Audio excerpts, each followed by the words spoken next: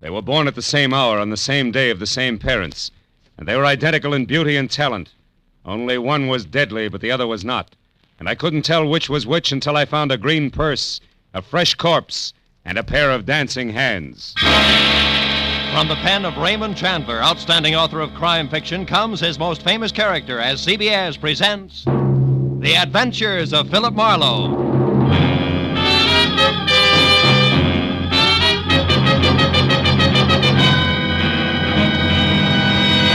Now, with Gerald Moore, starred as Philip Marlowe, we bring you tonight's exciting story, The Dancing Hands.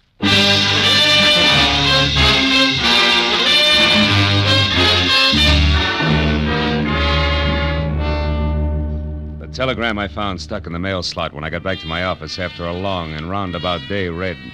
Enclosed, find a $50 money order. I want you to investigate a man. A table is reserved for you at the Saddle Club where I work. Come in time for the second show at 11, important. It was signed Beth Tyler. So at 11:15, with $50 worth of inspiration behind me, I drove over the Cahuenga Freeway and out Ventura to the Saddle Club, which pretended to be Old English by showing its beams through a flagstone facade. I went in the carefully rough-hewn oak door, and even before my eyes became adjusted to the cozy lack of candle power inside, Neil Redmond, owner and operator of the place, glided toward me, sporting his genial host smile, which tonight was even more forced than usual. How are you, Marlowe? It's been a long time. Business a pleasure, Phil. It's always a pleasure to come to the Saddle Club, Neil. I've even got a reservation. You know my food better than that, Marlowe. Aha. Just don't let it get rough, will you? Come on, I'll find your table out front. I want you to see this show. A pair of twins in a twin piano act that's sensational. Yeah? Edie and Beth Tyler. Oh, here, how's this? Fine. Incidentally, Edie will be the one on the left. Well, if they're twins, what's the difference? Plenty. Edie may be Mrs. Redmond one of these days. Oh. Redmond, but you are wanted on the phone, sir. Get the number, George, and I'll call back. This gentleman said you would talk to him, sir. It is Mr. Paul Cedar. All set. Oh, yeah. Excuse me, Marlowe. This is important. I better take it. Redmond reacted to the name Cedar like a punch in the nose. But I figured that was none of my business, which was more than I could say for a flabby, dull-faced character at the next table, who followed the nightclub owner all the way out of the room with a pair of watery red eyes, which he deliberately avoided turning in my direction. But at that point, an MC stepped out on the stage, and so I stopped worrying about Flabby in favor of a first look at my client. The Saddle Club is proud to present its second show of the evening, featuring the incomparable piano stylist Edie and Beth in Dancing Hands. Here they are, ladies and gentlemen. Bring them out.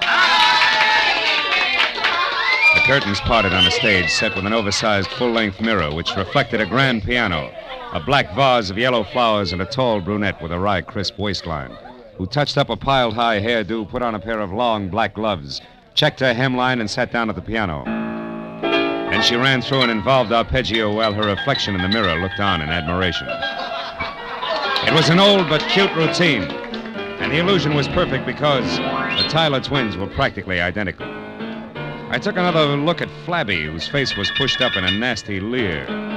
He stood up, dropped a cigarette into his drink, and tossed a crumpled bill down on the table, just as the lights went out for the trick part of the act. On the dark stage, two pairs of purple hands danced over two glowing silver keyboards, which would have been good except that the pair of hands on the right, which belonged to Beth, suddenly stopped in midair and hit blue notes like a 9-year-old at her first recital. When the lights came up again, my client's face was as white as Middle Sea, and the flabby character, oozing a victorious smile, was on his way to the door. Well, they wrapped it up fast after that, and Beth ran into the wings, leaving Edie to take the bow alone.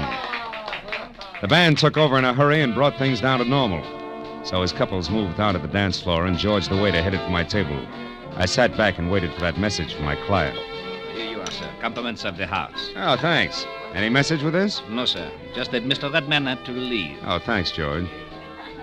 I sipped the double scotch and wondered if I should take the initiative and contact my client, when the message I'd been waiting for came, good and loud. I jumped up, shoved my way through the gaping dancers to the dressing room hallway behind the stage. A gang of club personnel was bunched in front of a door, obviously locked, labeled Edie and Beth Tyler. Hey, it was one of the twins, wasn't it? Hey, what's the matter? It's one of the twins. She screamed. We got to get in. That door's locked. Oh, break it down. But Get out of the way. It's Edie. It's Edie. All right, now, wait a minute. Hold it. She's all right. Clear out and give her a chance. Come on. Outside, everybody. Beat it. That means you too. Come on. Out. Here, Miss Tyler, take it easy. You're all right now. Come on, sit down. Tell me what happened. I don't know for sure. I was worried about Beth. I came back and didn't see her anywhere. Then I heard a noise in here. It was dark. I came in and someone grabbed me. A man? Yes. I don't know who it was. Mm-hmm. I screamed. He knocked me down. Then locked the door and got out through the window there. Who are you? Oh, I'm Philip Marlowe, a private detective. Your sister hired me to investigate a guy. I was to meet her here after your number and find out about it. Any idea what's up? No, I can't imagine. But gee, Beth has been terribly upset ever since last night. Oh? What happened last night? Well, for one thing, my purse was stolen. Mm-hmm. But I don't see why that should upset her. Gee, there was nothing in it but $12 and my makeup stuff. Where's Beth now, do you know? No, I haven't seen her since she ran off the stage. I'm not even sure she came in here. No, she was here, all right. She dropped one of her gloves. You're still wearing both of yours. Where do you girls live? Maybe she went home. Well, Beth has a cottage out on Hazeltine, 4179. You don't live together? How come? Well, gee, Mr. Marlowe, just working with Beth is hard enough. She's so sarcastic. Okay, I'll wear my thick skin. One more thing, Miss Tyler. Do you happen to know where Neil went? Neil's gone? Mm-hmm. Gee, that's funny. He always stays till the place closes. Oh, he must be coming right back. I'll take a look. Then I'm going out to see your sister. Sarcasm and all.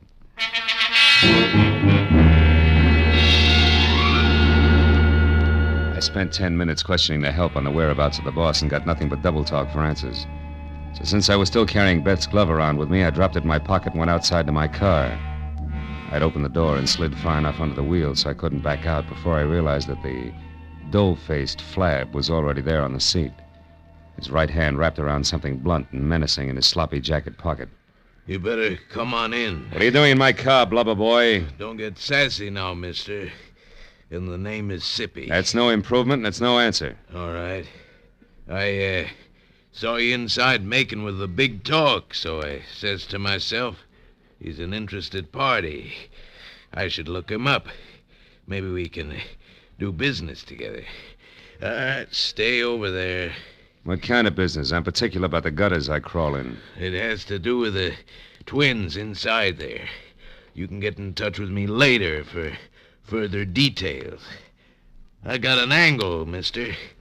You'll see when I leave. Yeah? When you tried to work that angle, you got to the wrong twin in the dressing room. Did you know that? I don't know what you're talking about. Mm-hmm. Okay, Sippy, where can I reach you? You'll find out if you really know what's up. Don't try to follow me, though. I'll be seeing you. When Sippy slid out of the car and beat it, I made one move after him and then stopped cold.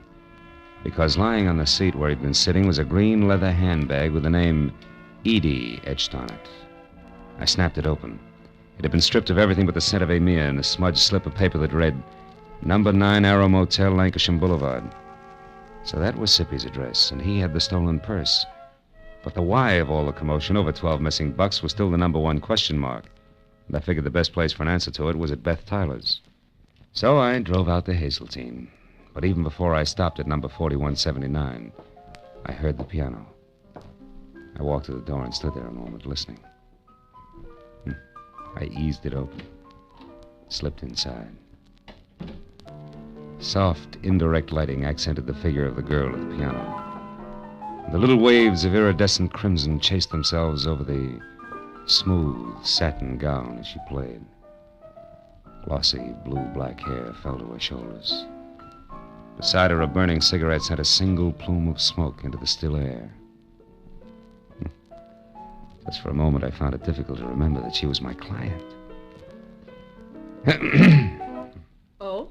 You're looking better, Beth. You're Philip Marlowe, I suppose. Yeah. I dropped by to return your glove, among other things. Just put it there on the table with the other one. Where did you get it, Marlowe? In your dressing room at the club. Your sister tangled with an unidentified man who was hiding there after you left. While we were on that, why'd you shove off so fast? I was scared. How'd you know I'd find you? You're a detective. Remember?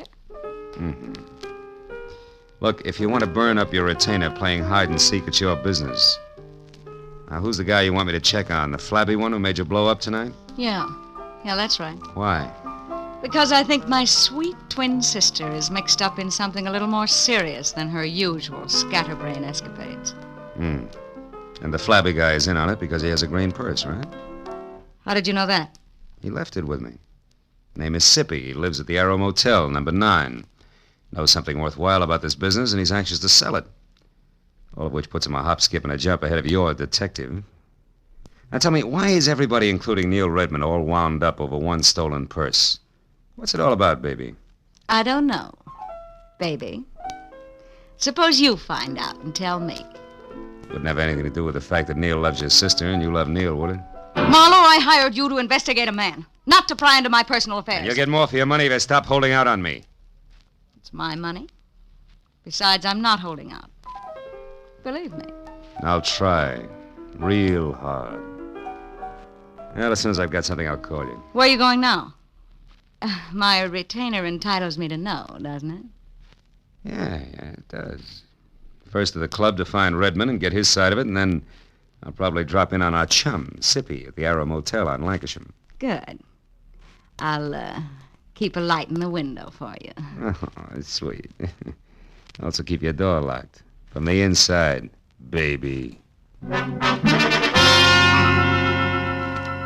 As I drove down the dark, winding street toward Ventura Boulevard, I caught a flash in the rearview mirror of a station wagon behind me. It looked like a tail, so I opened up. But it stayed with me. When it swung out into the left lane to pass, it suddenly cut in front of me. I jammed on the brakes as a spotlight slashed at my eyes, and when my front wheel banged against the curb, I was already half out of the car. Stop right where you are, fella. Don't come 1 inch closer, I'll drop you. He switched off the spotlight, and I saw a face the texture of a doormat over an embroidered purple shirt and orange tie. He had hand-tooled, high-heeled boots on and was topped off by a 10-quart cream-colored Stetson.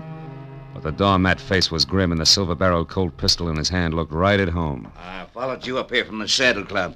I don't know what your game is or why you're messing around in what don't concern you, but I aim to find out mighty quick, so start talking. Okay, first I resent being crowded off the road. Second, I resent a spotlight in my face. And third, I don't like pistols pointed at my stomach.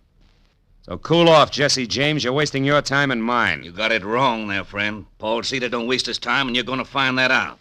Paul Cedar, huh? Yeah. Don't tell me you're all excited over a stolen purse with $12 in it. $12? Yeah. Listen, clown, there's 30 grand missing somewhere between Redmond and me, and I'm going to get it. 30,000? Yeah. Redmond's a high roller, and that's okay with me. But he lost it fair and square in my joint over in Nevada, and I've been holding his markers much too long. So if I have to chalk that dough off to experience, it's going to be a pretty unpleasant experience for a certain party. Get me? Yeah, I get you. But you're shoving the wrong way, Longhorn. Somebody's trying to make a fool out of me, bright boy, and I don't stand for that. I'm liable to shove a lot of ways, and hard. So don't get underfoot, or you're sure to get stepped on. So long, dude.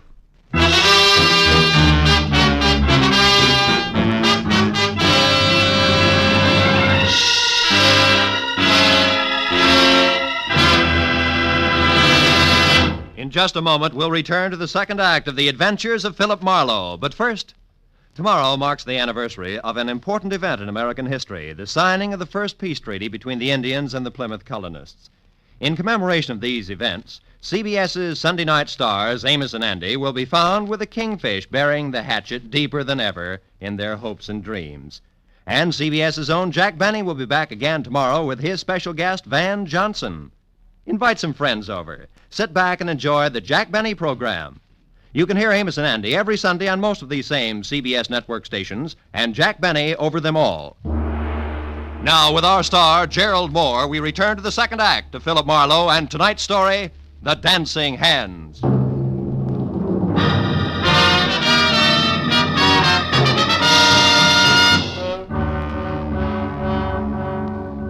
When the Texan from Nevada galloped off in his trusty station wagon, I forgot all about Neil Redmond and headed instead for Sippy and his further details at the Arrow Motel on Lancashire, where Bungalow 9 turned out to be an all-alone green and white collection of clapboard that showed light, a half-open door, and nobody home to my knock. When I tried knuckles on wood again and still got only a faint echo for reply, I stepped inside. There in the center of an ivory-white throw rug and clamoring for attention like an only child at a family reunion was a wide and wet circle of red. From there, the ugly splotches that narrowed as they got farther away trailed off until, finally, in the next room, the path ended where I expected it to. The quiet form of Skippy, sprawled over an upset chair and holding his hands tight against the red on his left side. When I got to him, he was going fast. 30 grand. A lot of dough. Didn't know I was shooting that high. And the twins. One what, Sippy? One of them. Did one of them do this to... He's dead, isn't he, Marlowe? Yeah. Yeah, Redmond, he's very dead. Oh, no, Marlowe. I only found him a few seconds before you did. Yeah, and the rest of that run, you heard someone coming, you didn't want to be seen, so you ducked back out of sight, huh?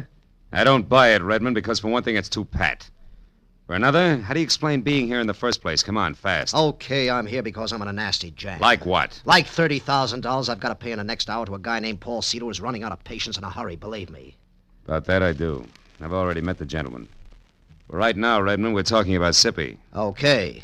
Last night I had things to do, so I gave Edie Tyler the money for the payoff to Cedar. A couple of minutes after she stepped out of the club, somebody roughed her up and got away with her purse and the 30 grand. You're a liar, Redmond. Edie herself told me that purse only had $12 in it. How come? Simple like, Marlowe.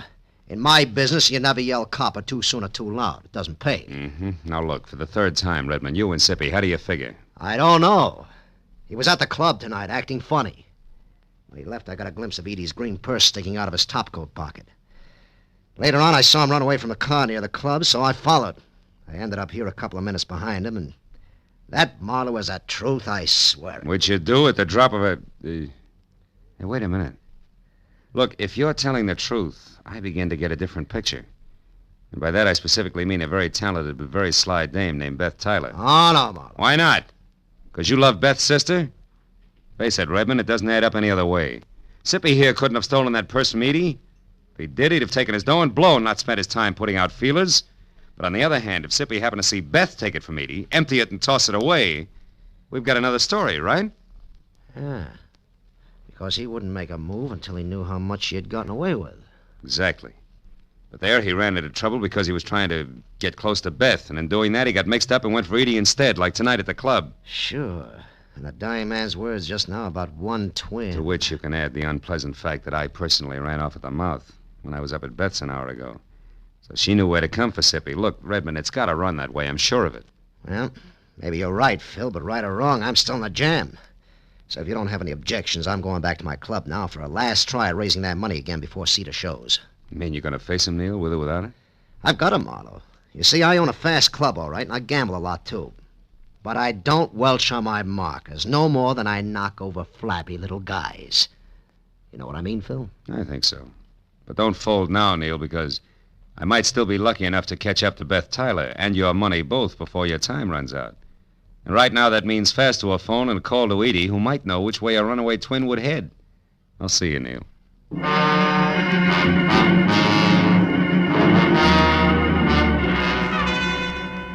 The nearest phone was at an all-night mobile gas station a block away. As I dialed Edie's number, a thought hit me.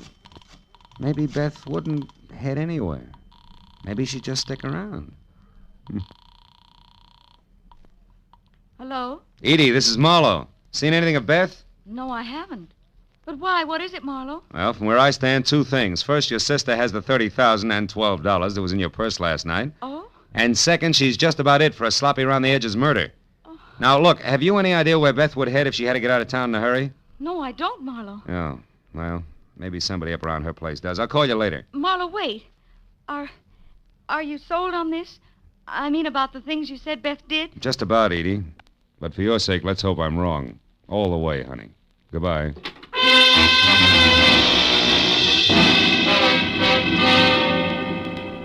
Driving fast back toward Beth's place on Hazeltine still left me enough time to think about a not-too-small detail that I'd completely overlooked. Thanks to me, the entire Los Angeles Police Department knew nothing about what was going on in and around the Saddle Club.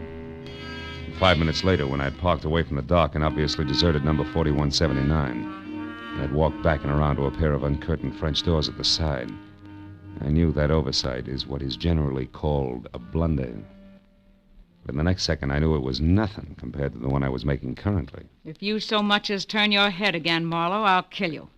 Not like you did Sippy, please, Beth. I'd hate to go that way. Sippy was a mistake, Marlowe, believe me. I was rushed. So you shot and ran, huh? Yes. But I didn't run too far, because from where I stood, I could hear and see both you and Redmond and talking the whole thing over. And when you knew that we'd caught on to your act, you decided to follow me and see where I was going before you made your next move. Is that it? Exactly. Now get inside. Go on, the door's unlocked. All right. Now get over there, near that closet, and don't turn around. Why not? Afraid of the look on my face when you shoot? Shut up, Marlowe. And stop being brave, because unless I have to, I'm not going to kill you. After all, you've already served your purpose. Which I presume was getting mixed up in this mess just long enough to find out about Sippy for you.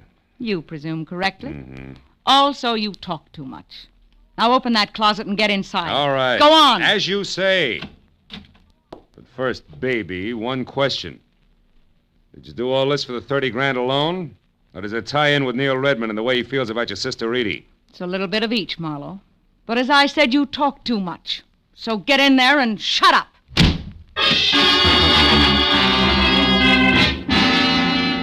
Getting out of Beth Taylor's half-inch thick oak closet was like arguing with an umpire.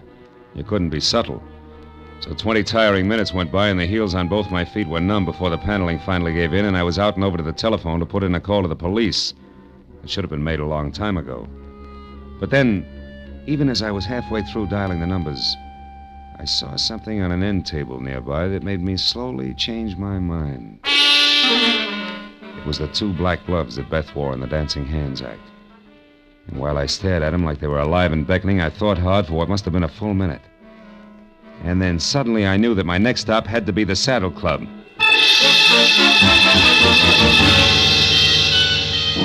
As I parked at the Saddle Club, I saw light drifting out of Neil's office, which was something I had expected. Inside, I moved along a dark hall toward what I knew would be the trio of Neil Redmond, the Nevada Texan, and Eddie Tyler. All right, Redmond. The raucous voice of Paul Cedar was anything but happy. Just how stupid do you think I am? But Cedar, I'm telling the truth. Edie had the 30 grand, but somebody got it from her when she was on her way to you. That's a stinking lie, and you know it, Redmond. You never had the money. This whole thing's been a frame to stall me. And one way or another, I'm going to get you to admit that. No, you're not, Cedar. And if you don't drop that gun now, you're never going to do anything, ever. Come on, let it go. All right. Now sit down and shut up and listen hard, because Redmond's telling you the truth. What? Marlowe, you know where the money is? That's right. And I also know who took it. Less than an hour ago, a little after I called you, Edie, Beth caught up to me and confessed the whole shebang, exactly as we figured it, Neil. You mean she admitted getting the money from Edie and using you to locate Sippy? That's right. But there's only one drawback to everything she admitted. None of it's true. What do you mean, Marlowe? I mean, Cedar, that Beth Tyler didn't steal your money from Edie here any more than she killed Sippy. I also mean that as far as I can tell, Beth Tyler was nothing more than a girl who played the piano and got upset when a stranger named Sippy started to bother her. That I never saw the real Beth Tyler after she ran away from a piano in the club tonight. That she's dead and that you, Edie, have been posing as Beth all night because, 1, you yourself stole Neil's money, and 2, you murdered your sister as well. No! Yes, Edie, come on, admit it, it's true. No, it isn't. I guess it is at that, Marlowe. And Beth's body? In our dressing room. In the closet. I didn't want to kill her. But she found out that I had only pretended to be robbed when there was no one around. That Sippy had seen me scream and get rid of the purse myself. Sippy, who was only trying to muscle in on a deal, went to her by mistake, huh? Yes. That's how she knew what I'd done. When she confronted me in the dressing room just before you came in and said that she wouldn't stand by and let me do a thing like that to Neil, I lost my temper and... You killed her, Edie. Yes, I did, Neil. And when Marlowe showed up after her scream, I said that someone had attacked me. And then I pretended to be both Beth and myself from there on to get out of the whole thing. And I almost did. But now I'm so sorry. I'm so sorry.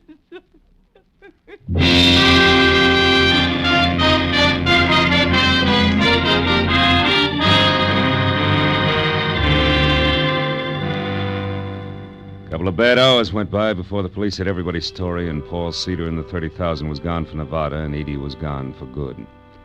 That left just Neil Redmond and me alone and standing near the main bar in the club. Neil was doing his best to stay all in one piece. Well, Marlowe, it's been a tough night for you, hasn't it? Yeah, but a tougher one for you, Neil. What with Cedar and the money and... The girls, Marlowe? Yeah. Yeah. At least it came out right before the cowboy got too tough, thanks to you. So tell me, Phil, how'd you know that Beth was dead and that Edie was both people all along? That was a couple of gloves, Neil, the ones they wore in their Dancing Hands act. You see, when I first met Edie in the dressing room, she was wearing hers, and one of Beth's was on the floor. Hey, pour me one, will you? Yeah. Okay. I took it, and later when I met what I thought was Beth, I returned it, and she put it with what we both thought was its mate. I hear you. Thanks. But a little while ago, when I got close to the gloves again, I saw that couldn't be, that they were both for the left hand, Neil. Ah. Then when Edie went to Beth's place to pass herself off as her sister, who she had already killed, she was smart enough to know that she should have only one glove around. Yeah, but not smart enough to think about which glove it should be. From there, I worked backwards. Until you got to the three of us at the club and tried what you knew might be the right answer. Mm-hmm. Well, you were right, Phil, all the way. Yeah, but I was still gambling. If I had been wrong, Neil, I was giving the real Beth a long head start. It's always that way when you gamble, Phil. I know. Sometimes you pick right, sometimes wrong. Cards, dice. Even with twins. Good night, fella.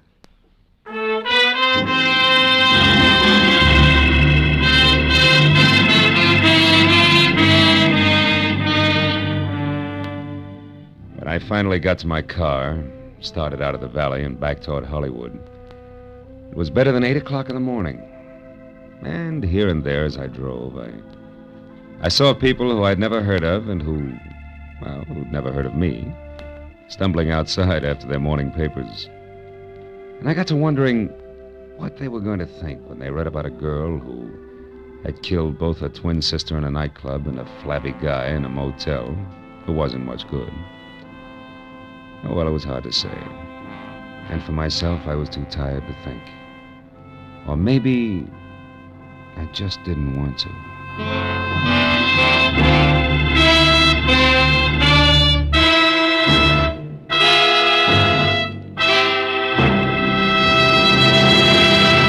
The Adventures of Philip Marlowe, created by Raymond Chandler, star Gerald Moore, and are produced and directed by Norman MacDonald. Script is by Mel Donnelly, Robert Mitchell, and Gene Levitt. Featured in the cast were Vivi Janis, Lou Krugman, Ed Begley, Paul Frees, and Bert Holland. The special music is by Richard Aurunt.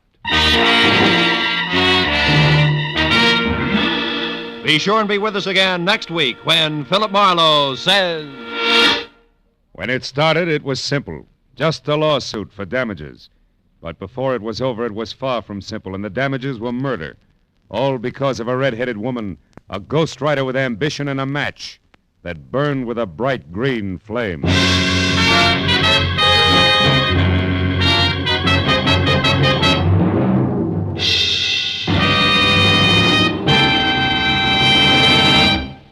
With part of its star-studded Sunday nights devoted to shows named after great personalities such as Jack Benny, Lum and Abner, and Amos and Andy, CBS also goes to famous fiction for one of the brightest, most dramatic of its Sunday galaxy, The Adventures of Sam Spade. Created by the master hand of Dashiell Hammett, Sam Spade cuts a new and deadly caper with mystery, murder, and adventure on most of these same CBS network stations every Sunday. Join him tomorrow night. This is Roy Rowan speaking. Now, stay tuned for Gangbusters, which follows immediately over most of these same CBS stations. This is CBS, the Columbia Broadcasting System.